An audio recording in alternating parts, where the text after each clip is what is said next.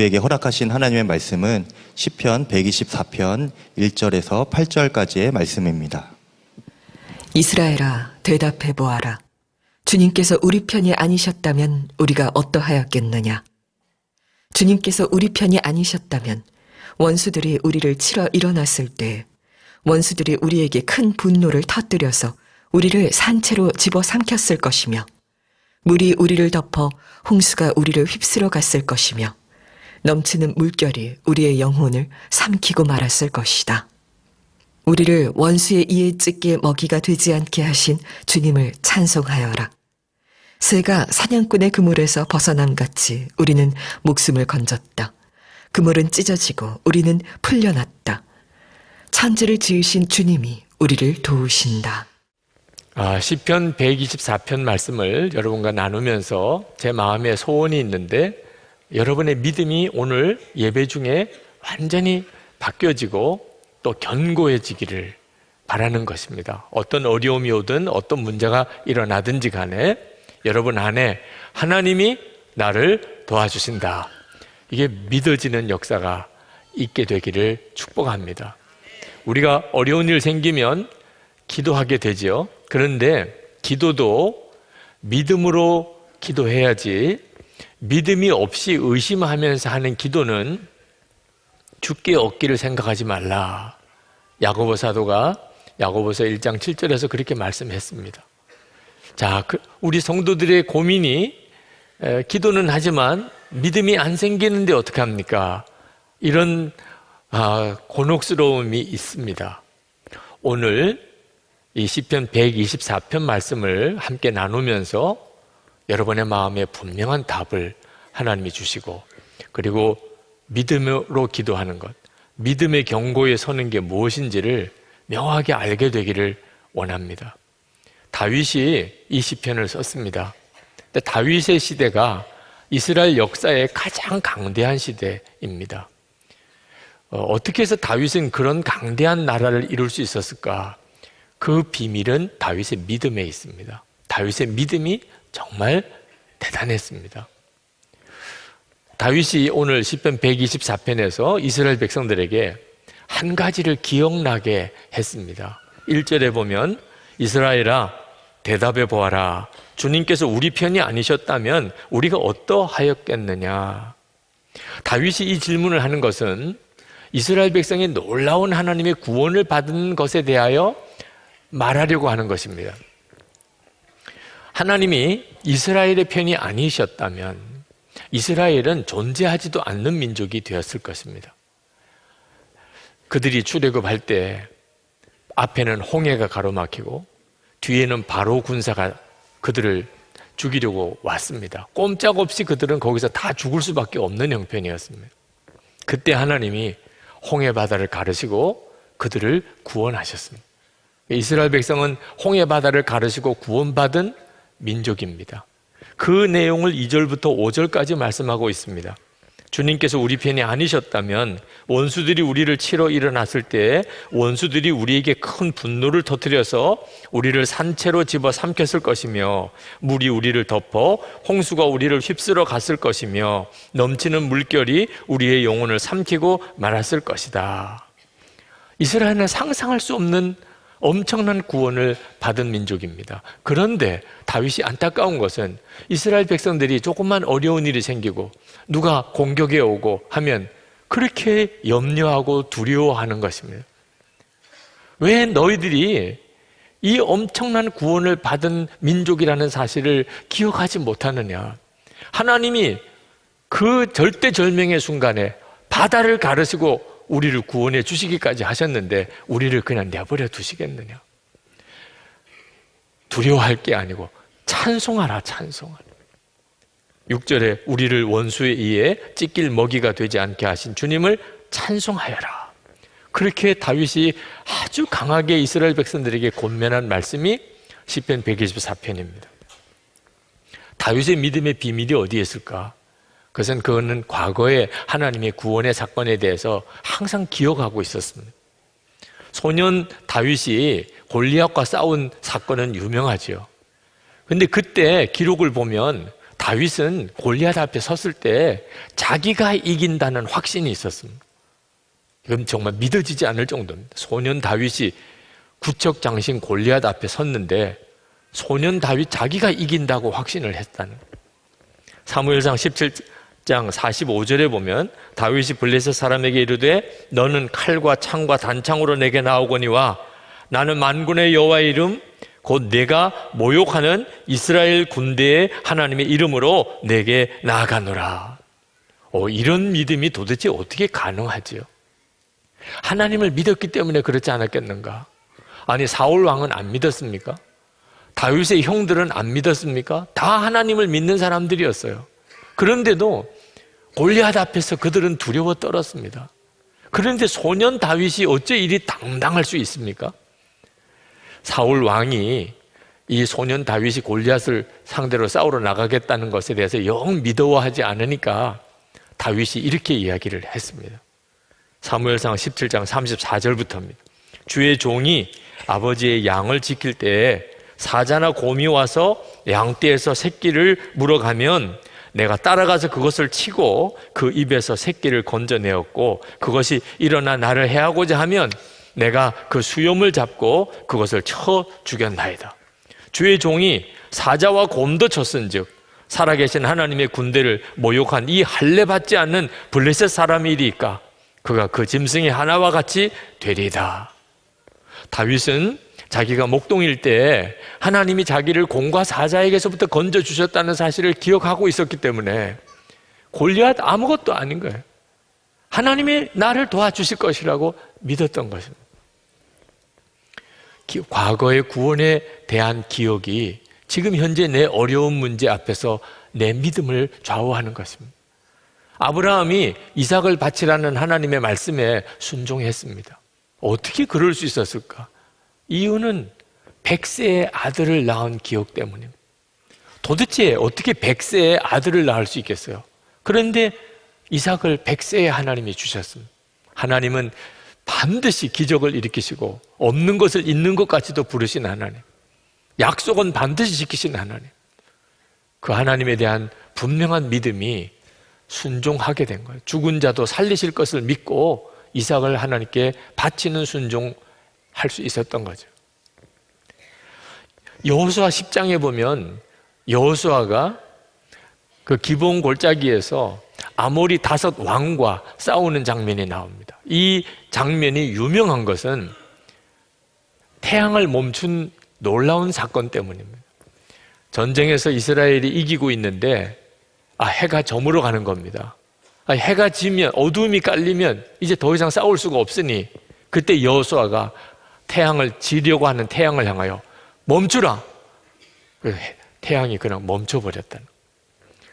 도대체 이런 기가 막힌 사건을 하나님은 왜 허락하셨을까요? 성경을 읽어보니까 이스라엘 백성으로 하여금 바로 그 구원의 사건을 기억하게 하기 위해서 그랬다는 것. 여호수아가 아모리 5 왕을 산채로 잡아서 끌고 나옵니다. 그리고 이스라엘 백성들 앞에 그 왕들을 다 바닥에다가 쓰러뜨리고, 그리고 이스라엘의 군대의 지휘관들을 다 나오라고 부릅니다. 다 나와, 다 나와. 그리고는 그 아모리 5 왕의 목을 발로 다 밟으라. 그래서 지휘관들이 나와서 그 아모리 5 왕의 목을 발로 밟습니다. 그런 퍼포먼스 같은 일을 합니다. 왜 그렇게 했을까요? 기억하게 하려고. 이제 너희들이 가나안 땅에서 계속해서 정복 전쟁을 해나가게 될 텐데 두려워하지 마.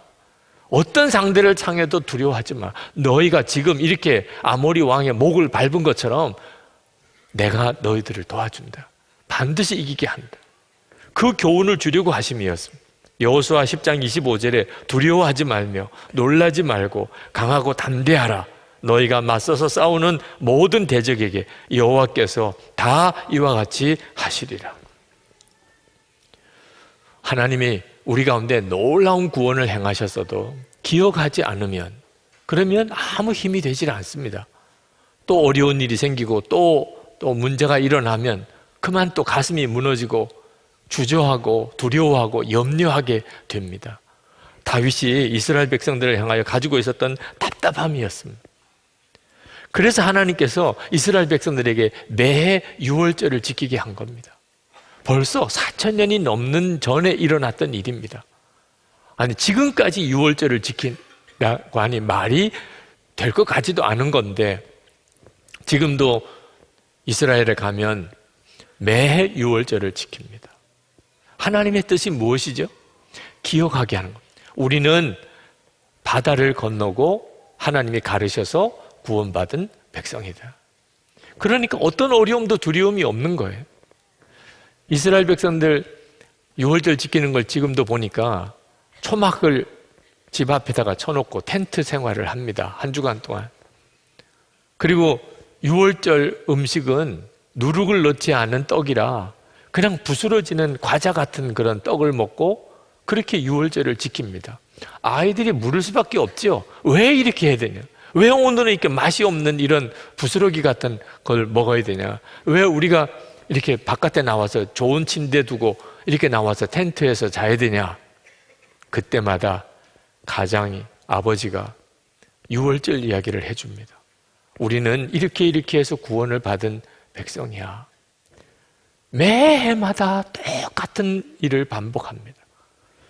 그러니 이스라엘 백성들은 아주 머리에 딱 박혀 있습니다. 우리는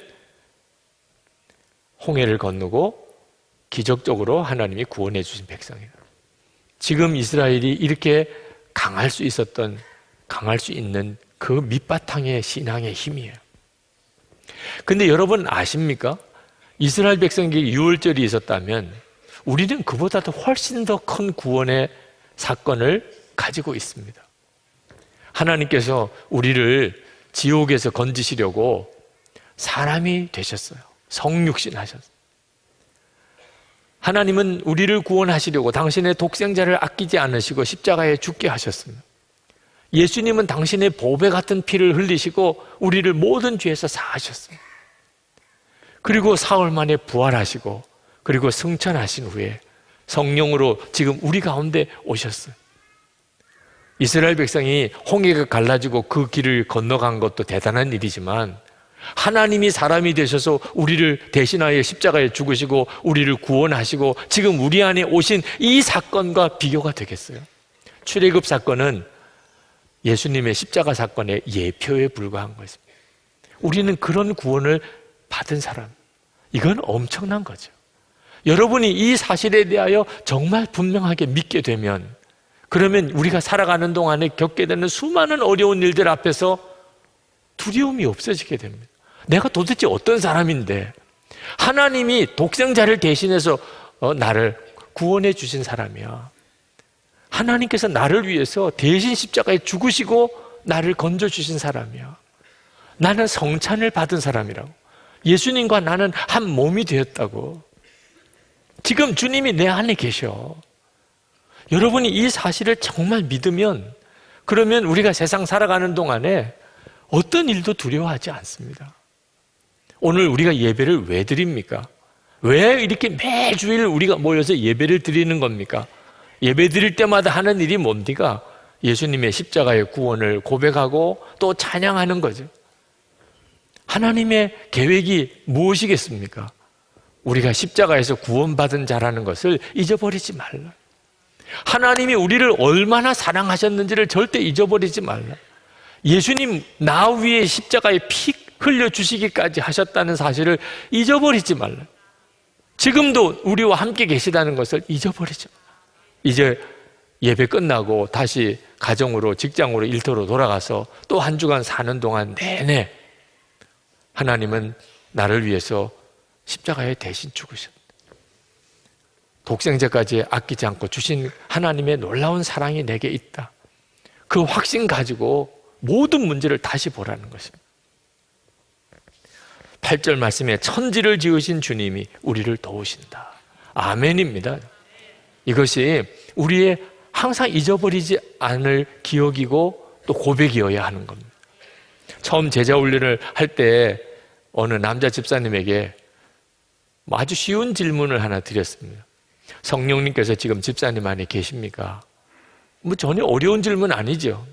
우리 한국 교인들은 정답 찾는 데 또 선수니까 그게 뭐 어려운 질문이겠어요.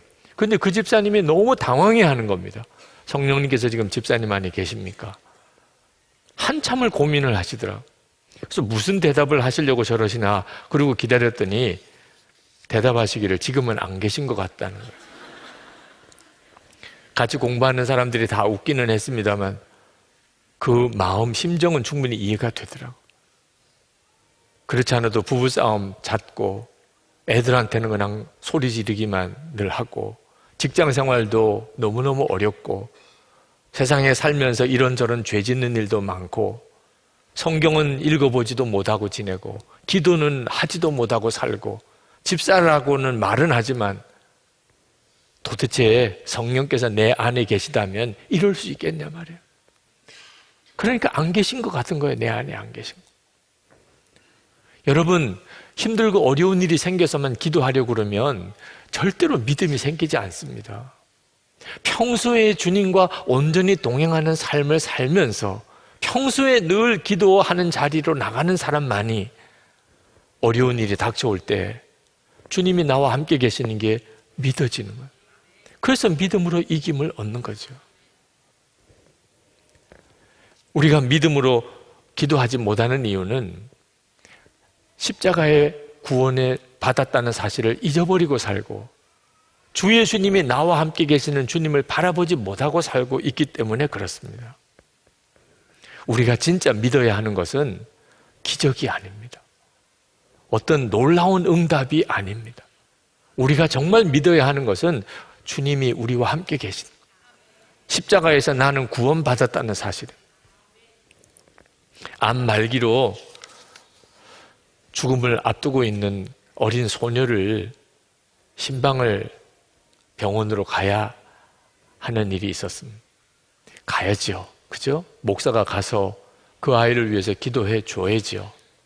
그런데 신방을 가면서 제 마음속에 가서 기도를 할 거면 믿음으로 기도를 해야지. 그 아이가 다시 살아날 거라고 하는 것에 대한 믿음이 안 생기는 겁니다. 의사도 포기했습니다. 이제 죽을 날만 기다리고 있는 아이입니다. 도대체 가서 뭐라고 기도를 해야 되냐?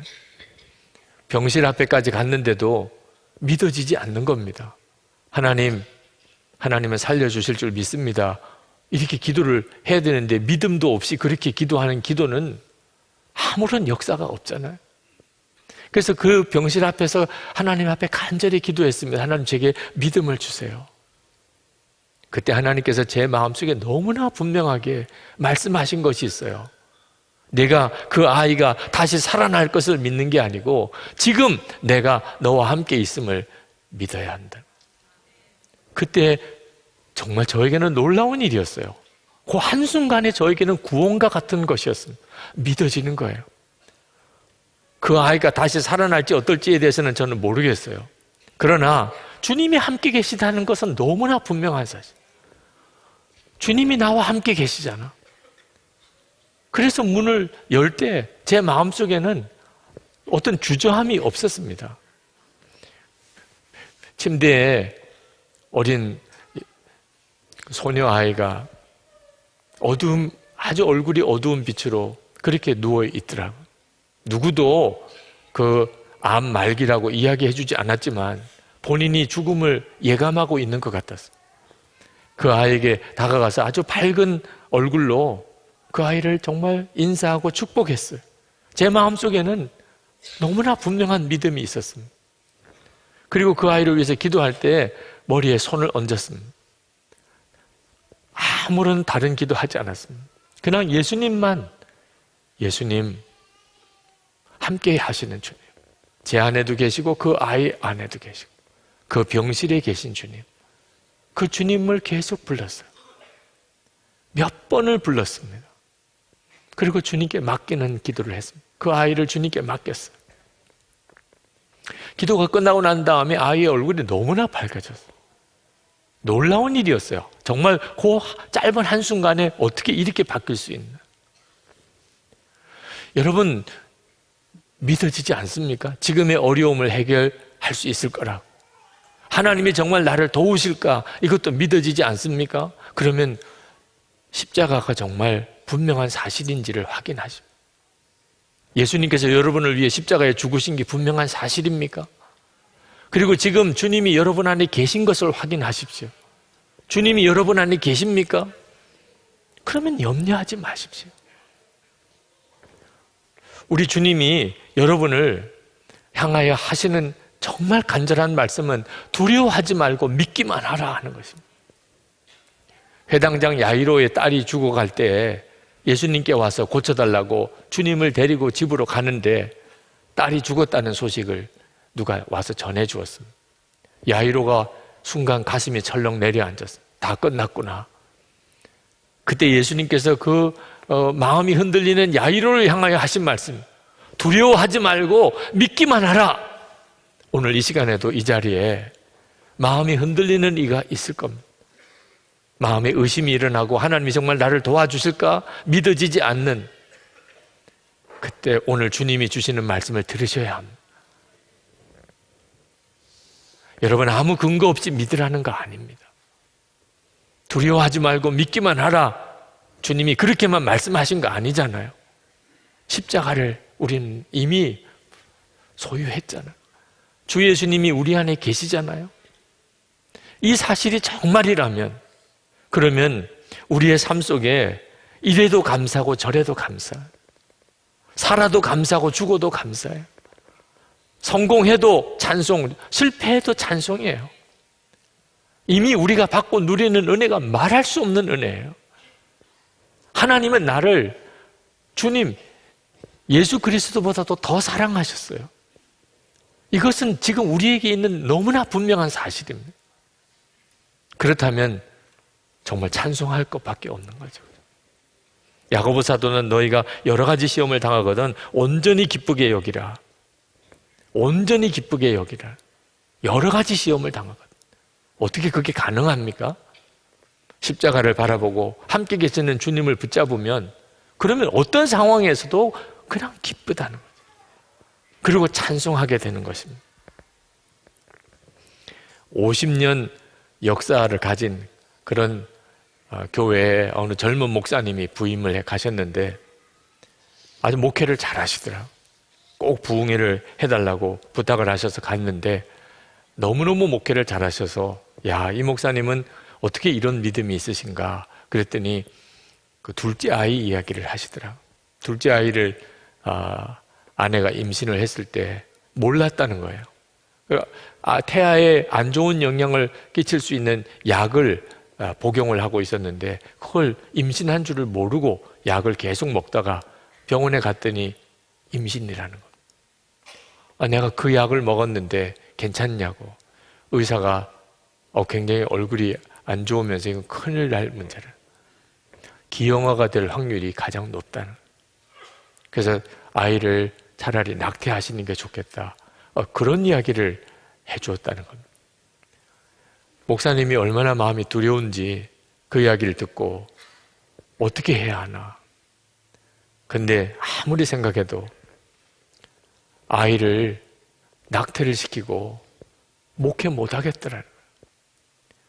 아니, 아기를 죽이고 어떻게 생명을 살리는 말씀을 전할 수 있냐. 내가 목회를 할 거면 이 아이를 죽일 수는 없다. 그래서 마음에 결심을 했습니다. 하나님, 저는 낙태하고는 목회 못합니다. 이 아이를 낳겠습니다.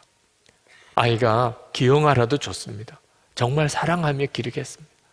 기도하면 할수록 계속 그 마음을 주시더라는 거예요. 그래서 사모님하고 그 마음을 같이 나누었더니 사모님도 동일하다는 거예요. 더 이상 병원에 가지 않기로 했어요. 태아가 어떤 상태인지 더 이상 검사하지 않기로 했어요. 왜? 낳기로 결정을 했으니까. 점점점 하나님이 그 아이에 대한 사랑을 부어주시는, 아이가 태어날 때쯤 돼서는 너무너무 그 아이가 보고 싶은 거예요. 사모님이 해산을 하는 날 아이가 정상아로 태어났는지 기형아로 태어났는지 물어볼 필요도 없었어요. 그건 더 이상 관심사가 아니었기 때문에. 근데 아이는 정상아였습니다.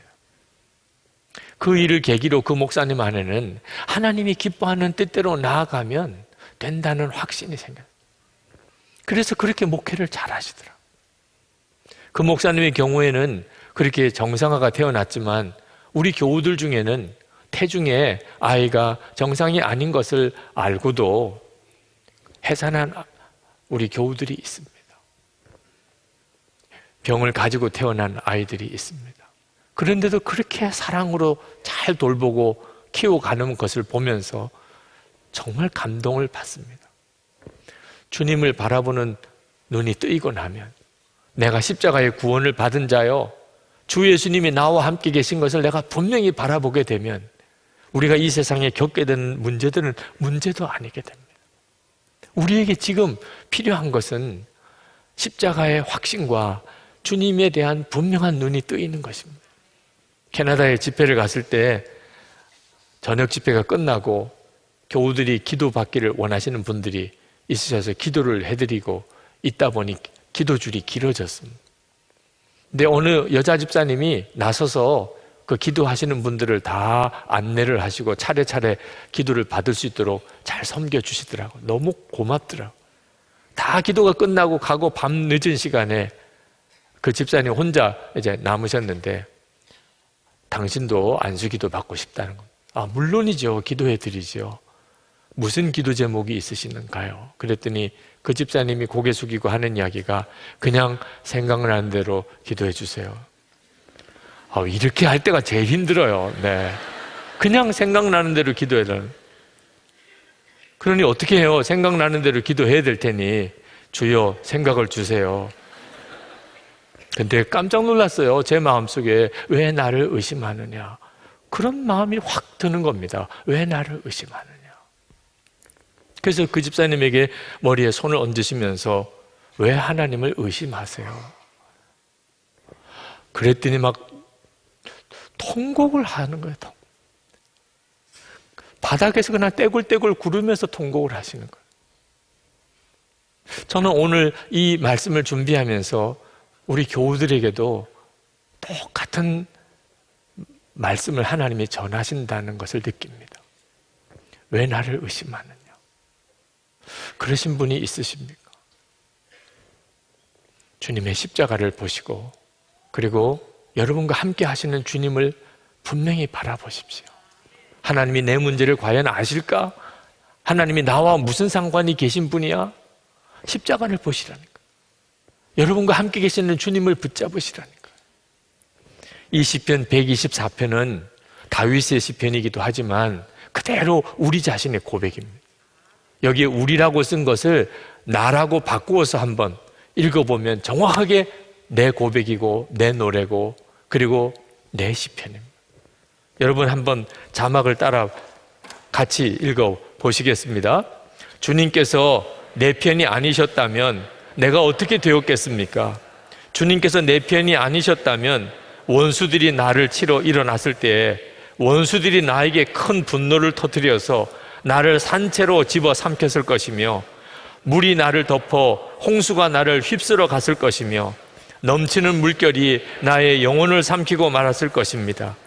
나를 원수에 의해 찢길 먹이가 되지 않게 하신 주님을 찬송합니다. 새가 사냥꾼의 그물에서 벗어난 같이 나는 목숨을 건졌습니다. 그물은 찢어지고 나는 풀려났습니다. 천지를 지으신 주님이 나를 도우십니다. 아멘. 우리 이 시간에 같이 기도합시다.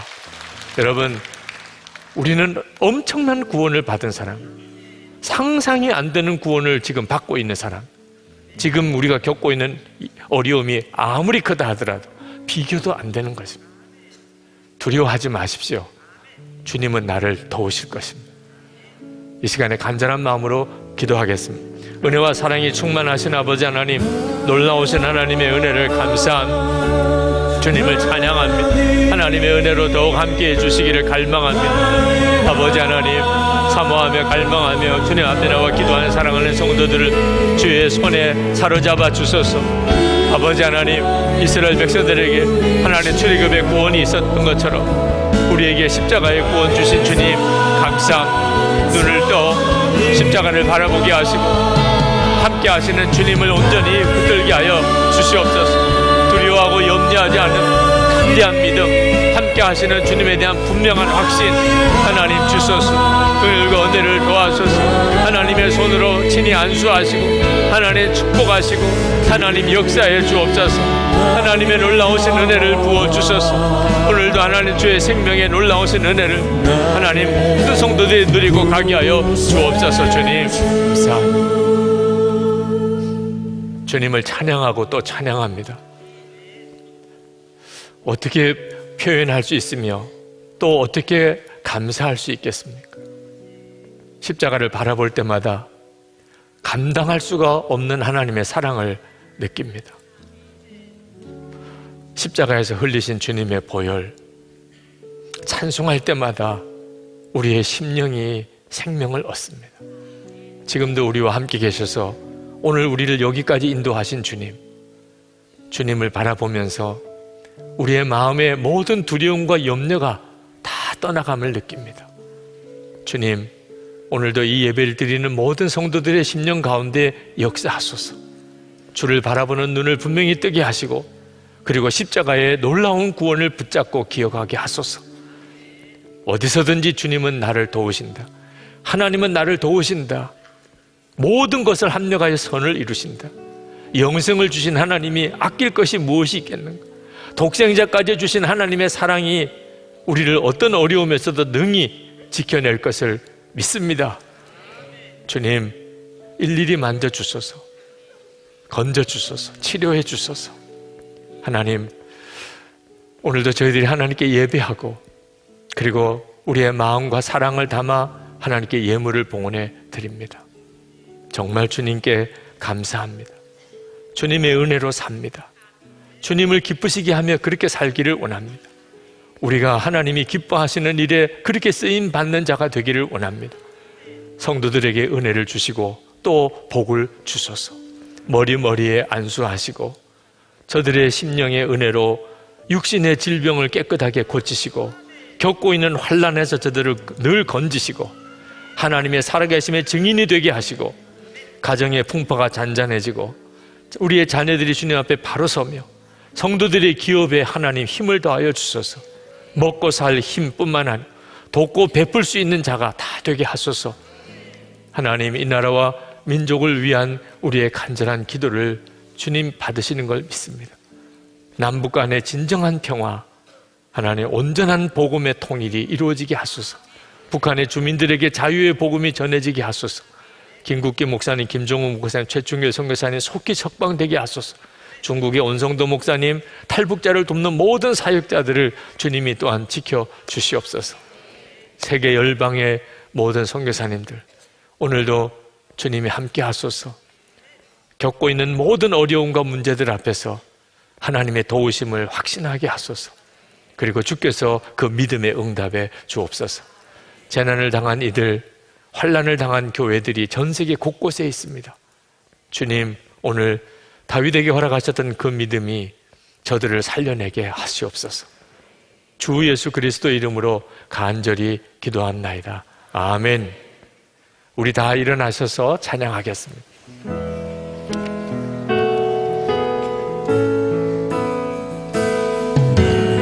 힘이 되신 여호와여, 내가 주님을 사랑합니다. 주는 나의 반석이시며 나의 요새시라. 주는 나를 번지시는 나의 주, 나의 하나님, 나의 피할 바위시요 나의 방패시라. 나의 하나님, 나의 하나님, 구원의 뿌리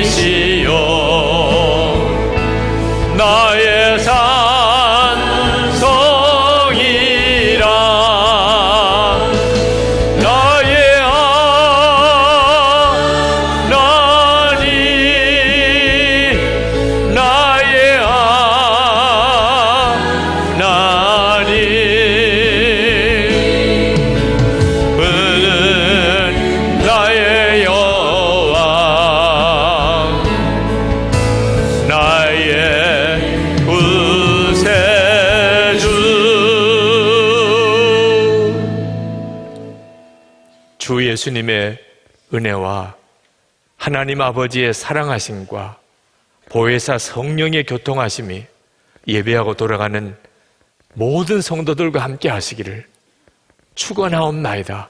아멘.